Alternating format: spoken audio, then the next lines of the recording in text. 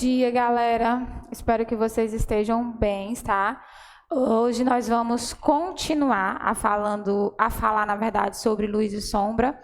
Na nossa última aula, né, eu expliquei para vocês toda a questão, contextualizei sombra, luz, dentro desse universo artístico, tá?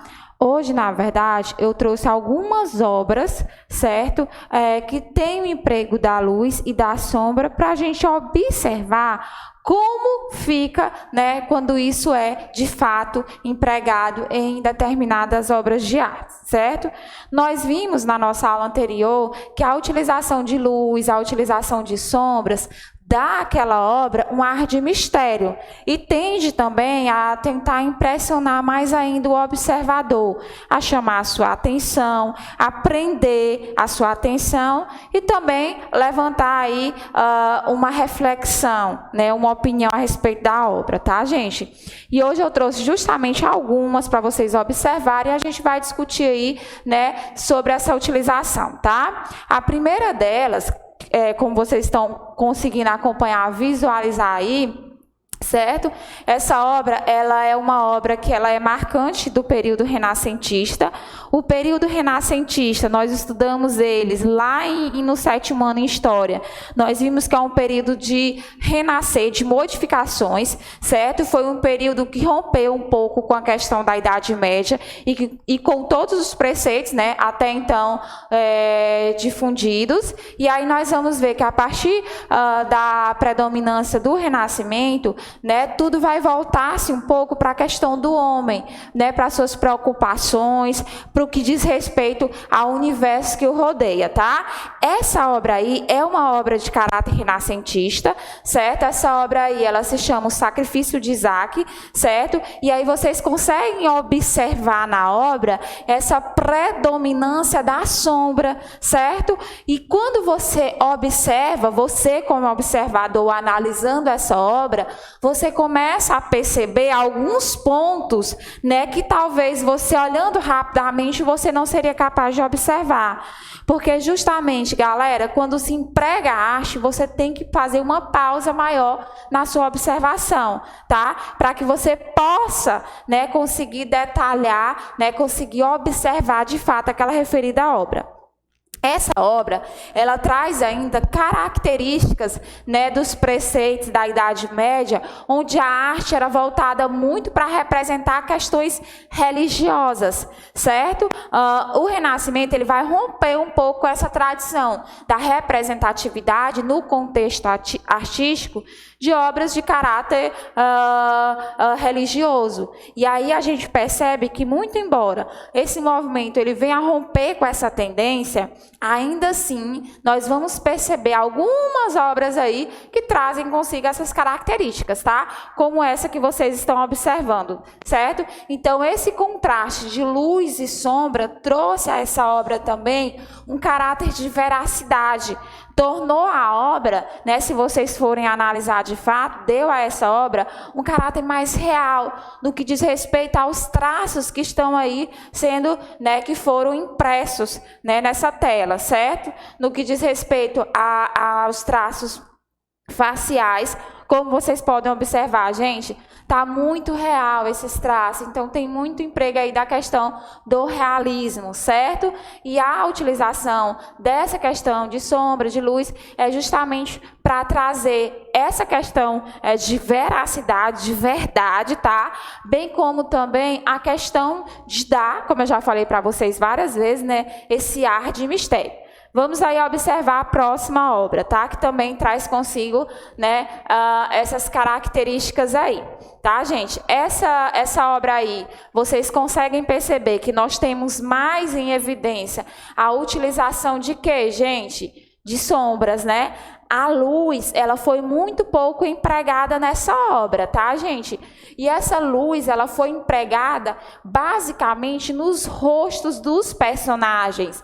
A obra, ela se chama, né, A Captura de Cristo, tá? E aí vocês conseguem perceber, né, que a luz, os focos de luz, de iluminação, elas foram empregadas nas faces dos personagens. Por quê? Para prender, na verdade, a atenção do observador justamente ao que ele preza, né, o artista, ao que ele entende que deve ser, né, a parte mais importante da obra, que é justamente as expressões faciais dos personagens dessa obra, tá, galera? Então, nessa daí, você consegue perceber um grande destaque de sombras com pouca evidência de luz. E a luz que está em evidência aí, ela foi empregada, né, os focos de luz, elas estão na face dos personagens, certo? Vamos para a próxima obra, tá? Essa obra, ela também é uma obra de caráter religioso, né? Até agora, as que nós observamos, as 3 que nós observamos aí, elas trazem esses traços aí de religiosidade bem forte, né? Principalmente da religião cristã, né? Que são traços aí da religião cristã. E nós vimos também que as obras de arte naquela época, elas serviam para contar as passagens bíblicas, certo? E ajudar a população a compreender. Por quê? Porque a população daquela época tinha pouco acesso à escrita e à leitura, e devido a esse pouco acesso, a grande maioria não sabia nem ler e nem escrever. Então, eles conseguiam entender as passagens bíblicas, compreender, galera, justamente a partir da observação das obras de arte, tá? Eles conseguiam compreender. Essa obra aí, ela também está em evidência mais o emprego de sombra, né? Os focos de luz utilizados nessa obra foi muito pouco comparado à quantidade de sombra que foi empregada aí. E geralmente, né, a gente acaba imaginando que quando a obra ela traz muito esses traços de sombra, né, é uma obra noturna, certo? Na maioria das vezes, gente, aquela cena que foi representada, de fato ele quis trazer nessa ideia de ser um ambiente noturno, de ser uma cena que está se passando, né, no período da noite. Mas nem sempre, isso não é uma regra, tá? Nem sempre essas obras, elas estão, né, ou elas foram, ou elas trazem essa ideia de noite, tá bom? Elas podem ter né, sido representada com a proposta de transmitir o ideal de ser dia, mas muito embora por estar escuro, pela grande predominância de sombra, a gente acaba, né, achando que é sempre noite. Então, essa obra aí, né, observando detalhadamente, você vai conseguir fragmentar, né, vários elementos aí dessa obra, certo? E a gente pode identificar, tem mais sombra ou tem mais luz? Mais sombra. A luz está onde, professora? A luz, mais uma vez, foi empregada, né, nos pontos específicos, nos pontos que o artista queria destacar, né, que são justamente as faces e parte do corpo aí dos personagens da obra, tá? Vamos aí para a nossa próxima, vamos fazer a observação. Essa é um clássico, todo mundo conhece, né, galera? E essa obra também, nós sabemos que ela traz um ar de mistério, e eu já falei isso para vocês, quem foi meu aluno no ano passado sabe disso, né? A gente já bateu nessa tecla várias vezes, na questão de Mona Lisa, ela ser tida como um enigma, porque, na verdade, o artista, ele trouxe, que foi o Da Vinci, né, que todo mundo também já tem esse conhecimento, né, ele trouxe a utilização, né, de uma técnica inovadora para a época, tá, galera? E que deu a essa obra esse ar de mistério, de enigma. Por quê? Onde é que está esse elemento aí na obra? No olhar de Mona Lisa. Né? O olhar da obra, o olhar da personagem da obra, galera, ele prende um pouco a atenção do observador, porque de fato você não consegue saber, né, para qual lugar ela está olhando. Né? Eu já falei para vocês que independente do ângulo que você olhe para ela vai sempre estar olhando para você. E aí, quem nunca fez esse teste, que faça em casa, né? Olhe para ela numa posição e depois mude de posição. E aí você vai perceber que, independente do ângulo, ela vai estar lhe observando. E aí, como eu falei, essa obra tem várias interpretações sobre ela. Uma dessas interpretações diz respeito à questão dela ser a figura feminina de Da Vinci. É como se ele estivesse se representado na versão feminina, tá, gente? E aí eu trouxe essa obra também, que é do período renascentista, tá, meus amores? Porque ela traz esse emprego da sombra e da luz. Só que nessa obra em especial, a gente acaba percebendo que tem mais luz, né? A obra ela já não está tão escura, tão nebulosa assim, certo? Você consegue perceber mais os traços característicos em evidência da personagem, justamente porque o foco de luz é bem maior, certo? Do que o de sombra empregado aí. Então, todas as obras de caráter renascentista, né, elas trazem essa questão, a maioria, perdão, todas não, galera, a maioria aí, tá? A maioria, elas trazem consigo, principalmente as obras que demonstram essa questão da religião, né, e também as obras que tentam mostrar o convívio, o dia a dia das pessoas, porque as obras renascentistas, elas estavam voltadas, né, para representar o cotidiano, o dia a dia, né, elas empregam, nelas tem essa questão do emprego da luz e da sombra, tá? Então, esse clássico aí que vocês acabaram de ver, tem justamente o emprego, né, dessa luz e sombra para dar esse ar de mistério, que não tão somente se resume à questão do emprego de luz e sombra, mas o próprio olhar da personagem que foi ilustrada aí, tá?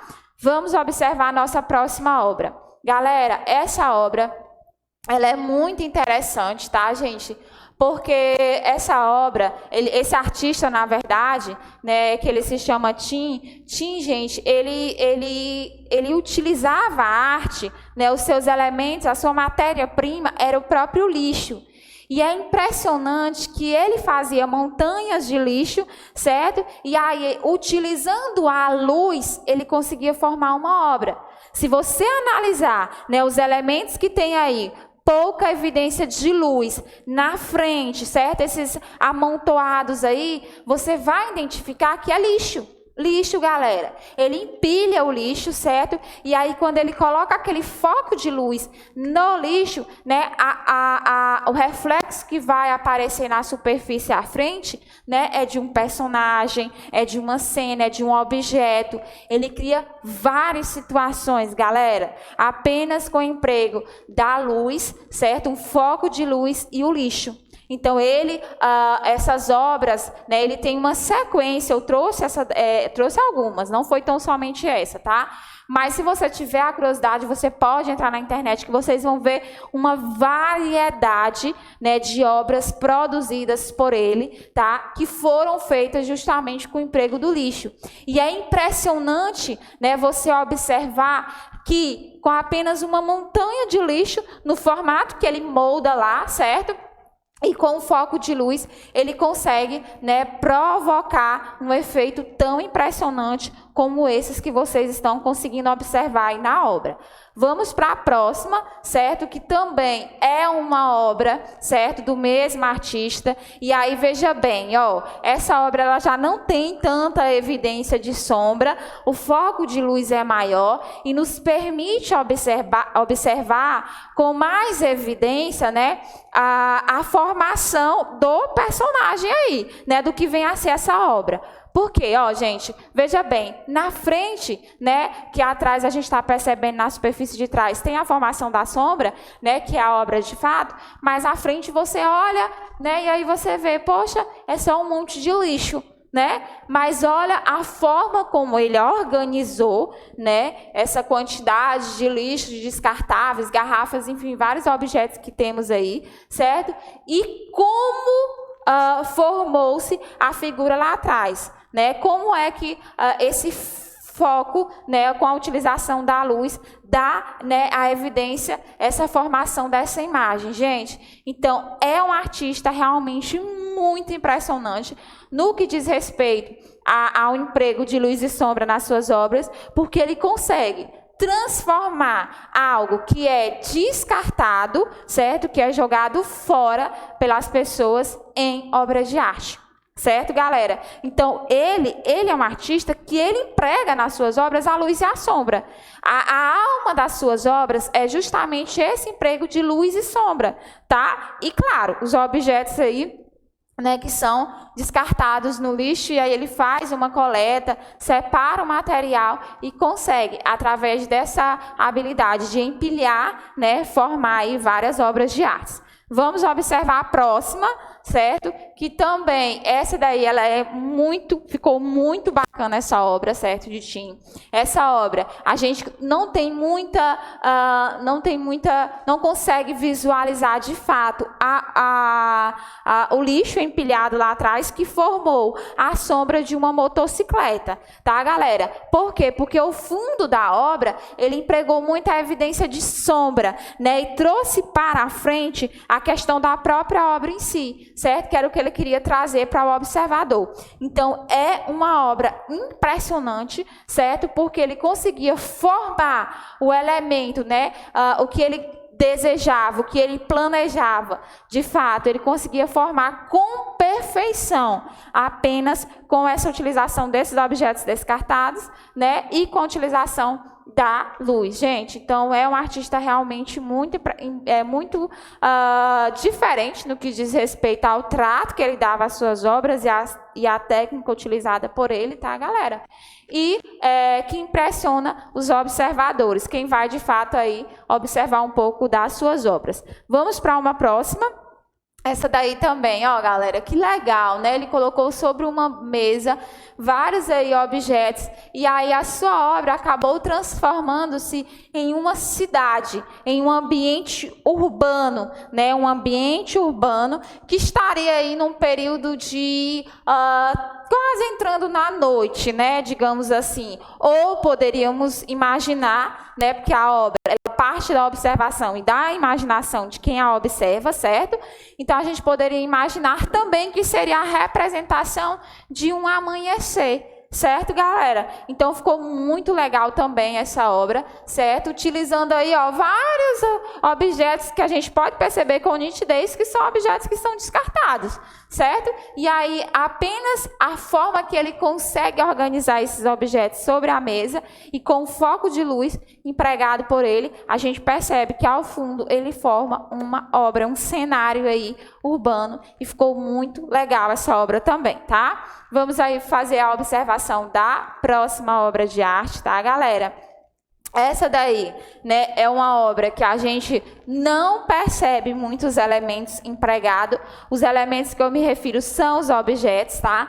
Por quê? Porque o foco, né, aí está apenas uma sombra, que forma justamente a figura de um gatinho, né? E ao fundo desse gatinho um cenário, que pode ser um cenário de paisagem, né, de paisagem rural, árvores, enfim, ou pode ser um outro cenário, um cenário urbano. Isso aí quem vai, né, definir é quem está observando, quem vai partir, essa interpretação vai partir justamente da percepção do observador. Mas é uma obra também que ficou impressionante. E aí essa daí você percebe nitidamente tão exclusivamente, né, o que diz respeito ao emprego da sombra de fato, tá bom?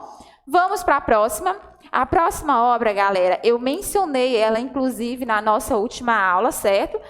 Que é o relógio solar. Eu falei para vocês, quando a gente estava falando justamente sobre essa questão de luz, sombra, enfim, que antigamente, lá nos primórdios, né, o homem, quando ele começou a tentar ter o controle, né, dos dias, dos meses, dos anos e das horas, ele começou-se a utilizar de elementos naturais, certo? Já que nessa época ele não dispunha de tecnologia para tanto, tá? Então, como ele queria fazer a marcação, organizar aí o seu dia em horas, galera, ele começou a utilizar vários tipos de relógios. Esses relógios eram relógios naturais, ou seja, eram relógios que eram fabricados, né, partindo da utilização de meios que eram ofertados pela própria natureza.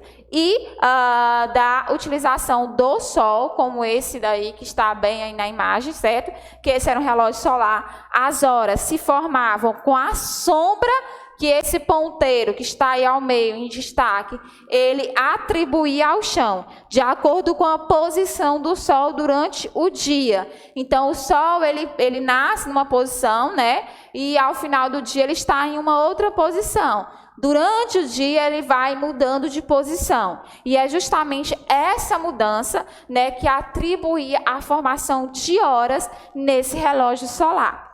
Eu não trouxe a imagem do relógio aquático, tá, galera? Mas nós tínhamos, além do relógio solar, nós tínhamos também o relógio aquático, certo? E o relógio de areia. O relógio de areia, eu acho que a maioria de vocês já deve ter se deparado com algum, enfim, talvez não visto pessoalmente, mas na internet, que é aquele que parece um funilzinho, certo? E aí você vira e a areia vai caindo para fazer a marcação das horas. Tem uns que fazem a marcação de meia, de 1 hora, de 2 horas, enfim. Vai depender aí da forma, né, como ele foi fabricado, objetivando aí atingir uma determinada medida de tempo, tá? Então a gente percebe que a sombra, né, ela não foi tão somente utilizada pelo ser humano no que diz respeito às obras de arte, mas também para o nortear, né, para nortear, organizar a sua convivência, a sua vida.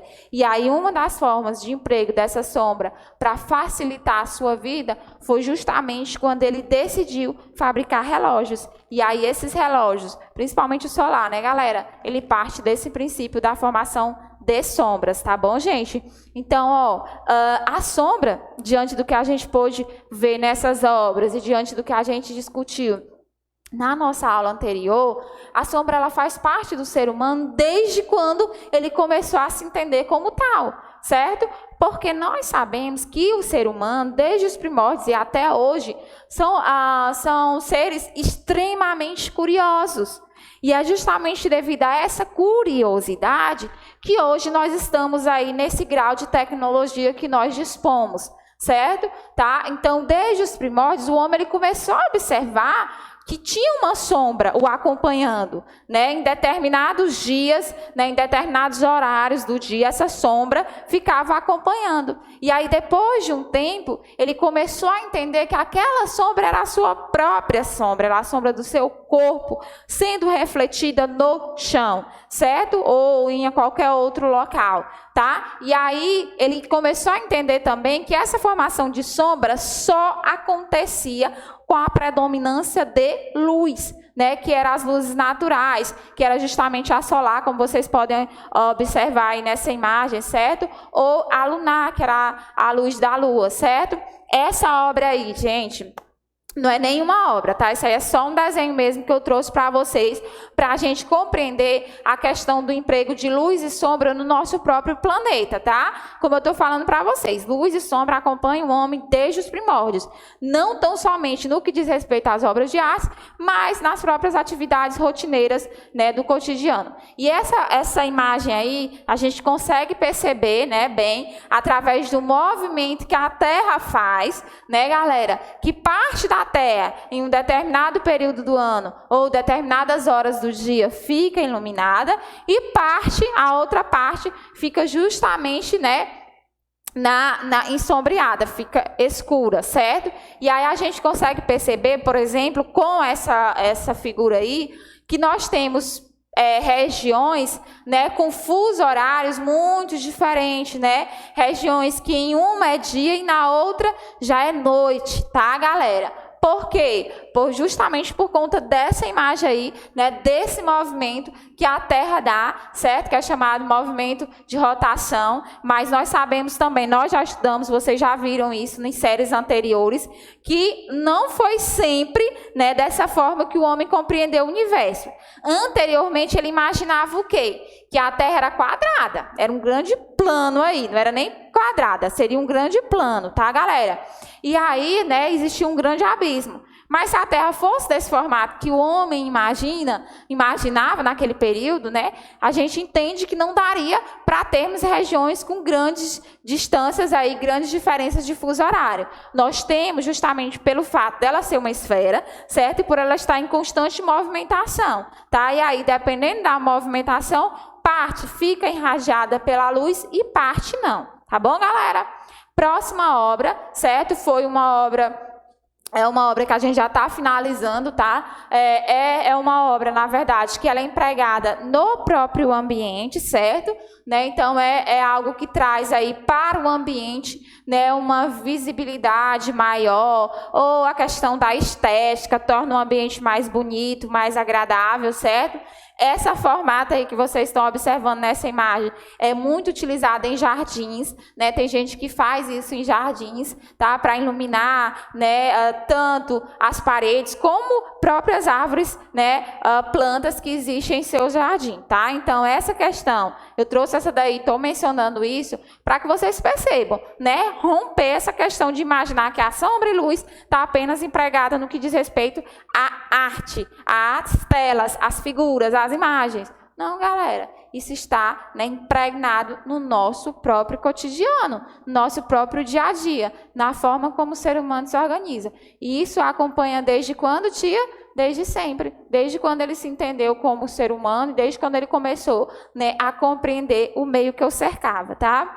E aí, galerinha, eu finalizo, tá, com uma mensagem para vocês, certo? Que fala justamente sobre a questão do tema que nós estudamos até então. Hoje a gente fecha essa parte de luz e sombra. Nas próximas aulas a gente vai estar discutindo novos temas aqui, tá? Eu espero que vocês tenham conseguido compreender perfeitamente o que eu tentei passar a vocês durante a vigência dessas duas aulas, tá, meus amores? E aí eu finalizo, ó, com essa frase que diz: a luz não tem sombra, certo? E aí, essa frase, ela está em forma de exclamação aí. Mas eu deixo ela para vocês como uma forma de pergunta, uma interrogativa, certo? Uma interrogação. A luz não tem sombra? E aí? O que vocês me dizem? Fiquem com essa reflexão aí, tá, galera? Beijos e até a nossa próxima aula. Tchau, tchau.